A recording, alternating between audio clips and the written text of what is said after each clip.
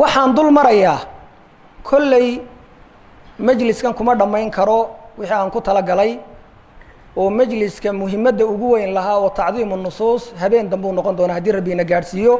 laakiin imika waxaan dul carari doonaa bal maanta a'immada iyo nuquusha iyo aqwaasha a'immada waa ta aad waxa weeyaan loo wadwado marka a'immada laftoodii waxay tidhi baan tilmaamayaa hadallada aan akhriyayaa ma cusba oo hore in badan waad u maqasheen laakiin haddana maanta dantaa tidhi inaan dib ugu celiyo waa muqadimada sheekhu alalbani calayhi raxmat ullah waad wada garanaysaan sifatu salaati الnabiy sheekhu waa ka u baabaystay aqwaalu la'ima fi itibaaci الsunna wa tarki aqwaalihim almukhaalifati laha wuxuu u baabaystay aqwaasha a'immadu ay ka yidhaahdeen sunnada in la raaco lagu sugnaado iyo in laga tago hadalladoodu hadday sunnada khilaafaan waa a'immada laftoodii waa kuwa maanta dadka qaarkood ay leeyihiin dhinacna ha u dhaafin iyaga dardaarankoodii weeyi waa muqadimada sifatu salaati الnabiyi lilimaam اlalbani calayhi raxmat ullah waxaa imaamku uu yidhi muqadimada kitaabkiisa wa min almufiidi an nasuuqa huna ma waqafna calayhi minha aw bacdiha lacala fiiha cidaة wadikra liman yuqaliduhum waxa uu yihi waxa haddaba mufiido oo faa'iido leh inaynu halkan ku soo aroorino bal a'immada aqwaashooda wixii aynu ka gaadhnay ama barh ka mid ah waxa suurowday inay kuwaan toobaan oo wax ku qaataan dadka ku dayanaya a'immada ee muqalidiinta ah bal yuqaliduuna man duunahum bidarajaat taqliidan acmaa bal wuxuu yidhi iskaba dhaaf a'immada oo a'immadaasi waaba rag waaweyne waxay ku dayanayaan oo daba socdaan dad in badan a'immadaa ka hooseeya oo ka sokeeya waxaanay ku dayanayaan ku dayasho indhala wayatamasaku bimadaahibihim wa aqwaalihim kamaa low kaanat nazalat min aلsamaa waxaanay ugu dhegayaan madaahibtooda iyo aqwaashooda culimada sidii waxay samada ka soo degtay wallahu caza wajala yaquulu itabicuu maa unzila ilaykum min rabbikum walaa tatabicuu min dunihi awliyaa qaliila ma tadakaruun aayaddaas ayuu sheekhu muqadimadiisa ku gebagabeeyey waana aayadda in badan sheekaygii muqbil calayhi raxmat ullah aan ka maqli jiray itabicuu maa unzila ilaykum min rabbikum walaa tatabicuu min dunihi awliyaa qaliila ma tadakaruun ilaahay xaggiisa wixii laydinka soo dejiye raaca oo wax waloo ka soo hadhay kaga kaaftooma waxa ilaahay xaggiisa idinka yimid waxa yar intaa waan toobaysaan ee wax qaadanaysaan waxaynu bilaabanaa a'immada hadalkooda abu xaniifa ugu horeeya waxa u yihi idaa saxa alxadiidu fahuwa madhabi ibnu caabidiin baa xaashiyada ku soo wariyey mujaladka koowaad safxada 3 wuxuu yidhi abu xaniifa xadiidka nebigu hadduu ansaxo kaasaa madhabi ah haddaba xanafi haddaad tahay xadiidka nebiga raac hadalkii abu xaniifa waa kaas waxaa kaluu yidhi abu xaniifa laa yaxilu liaxadi an yaakuda biqowlina maa lam yaclam min ayna akhadnaah ibnu اlqayim baa iclaamu lmuwaqiciinka ku tilmaamay mujaladka labaad safxada 309 wuxuu yidhi qofna xalaalu ma aha inuu hadalka yaga qaato ilaa uu ogaado halkaanu ka soo qaadanay war bal hadeeg maaha imika aqwaasha mujaradka ee sanka la iska gelinayo wuxuu yihi sheekhu xataa yaclama min ayna akhadnaah ilaa halkaanu ka soo qaadanay uu ogaado yaanu hadalka yaga qaadan waa abu xaniifa riwaayo kale waxa uu yidhi fainanaa basharu naqulu lqowla alyawma wanarju canhu gadan waayo bashar baanu nahay dad bani aadam khaldamaya oo maanta hadal baanu odhananaa berrina waa ka noqonaynaa marka hadalka yaga uun haddaad qaadato maana ku madna daba socon riwaayo kale waxa uu yihi wayxak yaa yacquub wahuwa abu yuusuf laa taktub kula ma tasmacu minii fainii qad ara ra'ya alyawm waatrukuhu gada wa ara ra'ya gada waatrukuhu bacda gad wari waxa u yihi yacquuba waa abu yuusufe wax kastood iga maqasha ha iga qorin waayo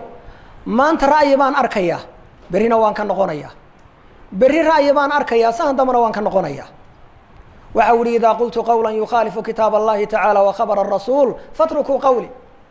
war markaan idhaahda hadal khilaafay kitaabka iyo sunnada hadalkayga ka taga oo ha qaadanina maalik ibnu anasna wuxuu yihi calayhi raxmat ullah inamaa ana basharu ukhtiu wa usiib fanduruu fii ra'yi war anuu basharun baan aho waan gafaa waanan asiibaa ee hadalkayga iyo ra'yigayga fiiriya fakulu maa waafaqa alkitaaba wasunna fakhuduuh war wax kastoo kitaab iyo sunno waafaqa qaata wa kulu maa lam yuwaafiq alkitaaba wasunna fatrukuuh wax kastoo ka baydha kitaabka iyo sunnadana idinkuna iskaga baydha ibnu cabdilbar ayaa jaamica kusoo saaray mujaladka labaad safxada 32. waxaa kaluu yihi imaamu malik maquuladiisa mashhuurka ah laysa axadu bacda الnabiyi salى اllahu عalayhi wasalam ila wayu'khadu min qowlihi wayutrak ila الnabiyu salى اllahu عalayhi wasalam. wuxuu yidhi axad ma jira nebi moxamed dabadii ilaa hadalkiisa waana la qaataa waana laga tagaa, oo wixii xaqa waafaqana waa laga qaataa, wixii khilaafana waa laga tagaa, nebi moxamed mooyaane salى اllahu عalayhi wasalam. isagun baa hadalkiisa dhammaan lagu wada dhaqmaa. ibnu cabdilhaadi baa irshaadu saaliga kaga soo naqliyey mujaladka koobaad safxada 227. imaamu shaaficina waxa uu yidhi ma min axadi ila watadhabu calayhi sunaة lirasuuli اllahi wataczubu canhu famahma qultu min qowli aw asaltu min asli fiihi can rasuuli اllahi khilaafu ma qultu falqowlu ma qaala rasuulu اllahi wa huwa qowli. imaamu lxaakim baa ka soo naqliyey waxa uu yihi axad ma jiro ilaa sunnada nebiga wax kamida ka tegaya oo ka qarsoomaya. haddaba imaamu shaafici waxa uu yihi war hadal kastoon ku hadlay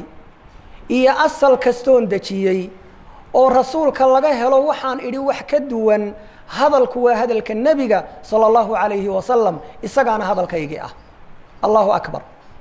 waa hadal kaafi ah oo ku filan liman araada alxaqa. waxaa kaluu yihi imaamu shaafici ajmaca almuslimuuna calى ana man istabaana lahu sunaة can rasuuli الlah salى اllahu عalayhi wasalam lam yaxila lahu an yadacaha liqowli axad. ibnu اlqayim baa iclaamka kusoo naqlinaya mujaladka labaad safxada 361. wuxuu yihi muslimiintu waxay ku kulmeen oonay ku kala baydhin in qofka sunno nebi u caddaato aanay xalaal u ahayn inuu qof hadalkii uga tago cidduu doona ha noqdo. waxaa kaluu yihi imaamu shaafici إida wajadtum fi kitaabii khilaafa sunati rasuuli الlah salى اllahu عalayhi wasalam faquluu bisunati rasuuli الlah wadacuu maa qultu. war haddaad ka heshaan kitaabkayga sunnada nebiga wax khilaafsan, sunnaha rasuulka qaata oo ku qowl oo ku hadla oo iyada ku dhaqma, hadalkaygana iskaga taga.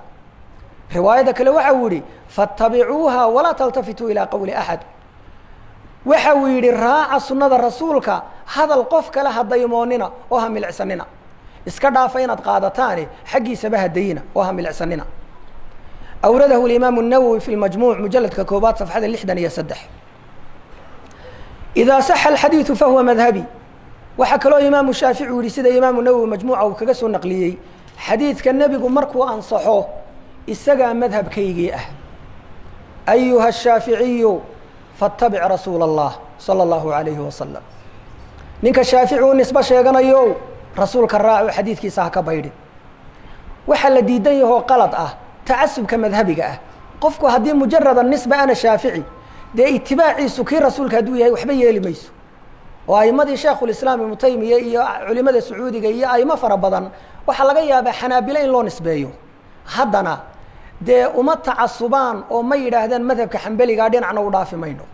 waa mujarad nisba, laakiin itibaacoodu waa aharka iyo raadka. marka ruuxu haddii isagoo raadka haya uu yidhaha nisbadaydu waa ila shaafici dee waxba yeeli mayso mujarada nisba. laakiin waxa qalad ah inaad tidhaahdo madhabka dhinacna u dhaafi maayo, waxaan ku tacasubayaa waxa weeyaan madhabka shaaficiyada ama madhab kale. waxa u yihi imaamu shaafici antum aclamu bاlxadiiثi wالrijaali mini faإida kana alxadiiثu صaxiix faaclimuunii bih أya shayin yakun kuufiya aw basriya aw shaamiya xatى adhaba ilayhi ida kana صaxiixa. isagoo imaamu axmed ibn xambal la hadliyo waxa uu yihi war idinkaa iiga aqoon badan xadiidka iyo raggiisa ruwaadda. xadiidka صaxiixa ah haddii waxa weeyaan xadiid صaxiixi uu jiro a maqashaan isoo ogeysiiya, cidduu doona ha noqda ama kuufi ama basri ama shaami, meeshuu doonaha ku sugnaado ciddii doona ha hayso, aan u tago oon ka soo qaatay hadduu saxiix yahay. ibnu abi xaatim baa ku soo naqliyey fii aadaab الshaafici safxada 4 ilaa 5. waxaa kaloo imaamu shaafici uu yidhi kulu masأalaة صaxa fiiha alkhabru can rasuuli الlah salى اllahu عalayhi wasalam cinda ahli الnaqli bikhilaafi ma qultu faana raajicu canha fi xayaati wa bacda mamaati. abu nucaym baa xilyada ku soo saaray mujaladka 9 safxada 107. wuxuu yihi mas'alo kasta oo xadiidka nebigu salى اllahu عalayhi wasalam ku ansaxo wixii aan idhi wax ka duwan waan ka noqonayaa noloshayda iyo dhimashadayda dabadeedba ee taa qaata. marka waxaad ogaataa madhabu shaafici waa madhabu ahli اlxadiid waa madhabka xadiidka iyo sunnada wixii sunnada waafaqsan inaad qaadato weeyaan shaaficinimadu ee ma aha inaad tidhaahdo waxa weeyaan qowl baan ku dhegayaa aan daliil lahayn hadalkii a'immadu waa kaas waxa u yihi imaamu shaafici إذا رأيتموني أقول قولا وقد صح عن النبي صلى الله عليه وسلم خلافه فاعلموا أن عقلي قد ذهب warhooya hadday aragtaan in aan idhi hadal nebigu wuxuu yidhi ka duwan waxaad ogaataan caqligaygii waa tegey mar alla markaa nebiga khilaafayo caqligaygu ma joogay ogaada wuxuu u jeedaa un imaamka uu yani ku mubaalaqoonaya sida marnaba aan u ogolayn in laga soo naqliyo ama uu taqriiriyo wax rasuulka khilaafsan salى الlahu عalayhi wasalam ibnu abi xaatim baa aadaabu shaafici ku soo naqliyey safxada 93 waxaa kaluu yihi imaamu shaafici kul ma qultu fakana can الnabiyi salى الlahu عalayhi wasalam khilaafu qowli mima yaصixu faxadiiثu الnabiyi salى الlahu عalayhi wasalam أwlىa falaa tuqaliduuni ibnu abi xaatim baa isagana masderkii hore kaga soo naqliyey wuxuu yihi wax kastoon idhaahdo oo nebiga salى الlahu عalayhi wasalam laga helo wax ka duwan oo ka ansaxay xadiidka nebigaa u mudan in la qaatee qaata hana igu dayaninoo hay qalidina waxaa kaluu yihi imaamu shaafici kulu xadiiثi can الnabiyi salى الlahu عalayhi wasalam fahuwa qowlii wain lam tasmacuuhu minii maa ablaga hada اlkalaam maxaa hadalkaa ka xeel dheer oo ka cajab badan wuxuu yidhi xadiid kastoo nebiga ka ansaxaa waa qowlkaygii iyo madhabkaygii xataa haddaydaan iga maqal xataa haddaanan iyo risaalo ku qorin xataa haddaan madhabkayga aanu ku diiwaan gashanayn oonu ku qorayn wax kastoo nebiga ka ansaxaa isagaa madhab iyo qowli ah hadalkaa ma hadal ka xeel dheer baa jira dee markaa asalka qabso oo farac ha ku lugu-in oo imaamka wixii uu khilaafay sunnada ka baydh adoo ixtiraamaya oo qadarinaya ma aha a'immada in la liidayo o la xaqirayo xaasha wakalla waa cala ru'uus madaxay noo saaran yihin laakina alxaqa axaqu an yutabac waxase ka weyn oo ka mudan raacitaan dee xaqa ku sugan kitaabka iyo sunnada imaamu axmed ibnu xambalna waxa uu yidhi laa tuqalidnii walaa tuqalid maalikan wala shaaficiya wala lawsaaciya wala thawriya wakhud min xaysu akhaduu war hooy aniga ha igu dayan imaamu maalik ha ku dayan shaafici ha ku dayan awsaaciyo thawri ha ku dayan wakhud min xaysu akhaduu war halkay ka soo cabeen ka soo cab halkay ka soo qaateen ka soo qaado waa hadal weyn oo dhaxalgala riwaayo kale waxa uu ku yidhi laa tuqalid diinaka axada min haؤulaa maa jaءa can الnabiyi salى الlahu عalayه wasalam وaasxaabi fakhud bih ثuma taabiciina bacdu alrajulu fiihi mukhayar وqاaل mرة الاتibاع أn yتبع الرaجuل ma jaءa عن النaبiي صلى الله عليه وسلم وعن أصحاaبه ثuma huوa min baعdi التaaبiciina مkhayر iبن الqayim ayaa إعlaamka kaga soo naqliyey mujaladka 2 صفxada 302 waxa uu yidhi war hooy diintaada qof a'imadaa ka mida haw daba fadhiisanoo ha kaga dayan ka qaado nebi moxamed iyo asxaabtiisa wixii ka sugnaaday qaado oo ku dheg dabadeed taabiciinta wixii intaa ka dambeeyey taabiciinta qofku isagaa khiyaaru leh riwaayo kale wuxuu ku yidhi itibaacu waa inuu ruuxu raaco nebiga iyo saxaabadiisa wixii ka sugnaaday wixii ka dambeeyey isagaa mukhayar waa taabiciinta waxa kale uu yidhi imaamu axmed ibnu xambal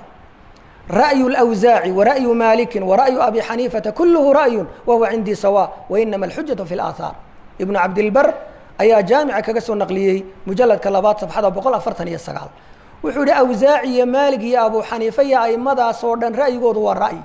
waana isugu ka yimid xujadu waxay ku sugan tahay aahaarta raadka rasuulka ka sugnaaday salى الlahu عalayhi wasalam iyo saxaabadiisa waxaa kaluu yihi imaamu axmed ibnu xambal man radda xadiiثa rasuuli الlahi salى الlahu عalayhi wasalam fahuwa calىa shafaa halaka ibnu اljawsi ayaa ka soo naqliyey xadiidka rasuulka qofka celiya halaag buu qarqarka u saaran yaho halis buu daaqaya